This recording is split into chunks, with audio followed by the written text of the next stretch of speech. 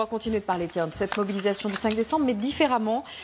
Nous allons la penser, nous allons l'interroger avec le philosophe Roger-Paul Droit, qui va arriver dans un instant. Son dernier livre, le voici, Monsieur, je ne vous aime point. Chez Albin Michel, et Roger-Paul Droit avait publié en 2016 un autre livre, L'espoir a-t-il un avenir?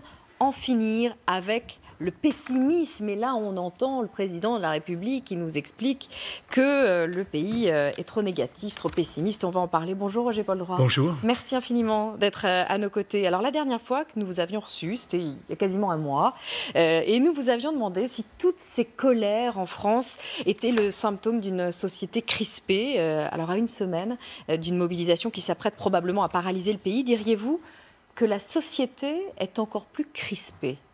Oh oui, je crois qu'elle l'est de plus en plus, avec deux versants. Il me semble que d'une part, il y a la remise en place d'un très vieux scénario d'affrontement massif.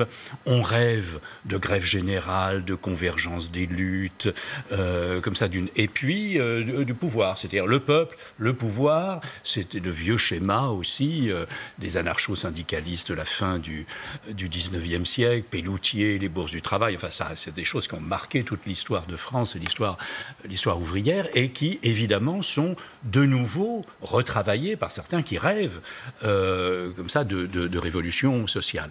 Et l'autre versant, il me semble que c'est finalement la fausse habileté du gouvernement.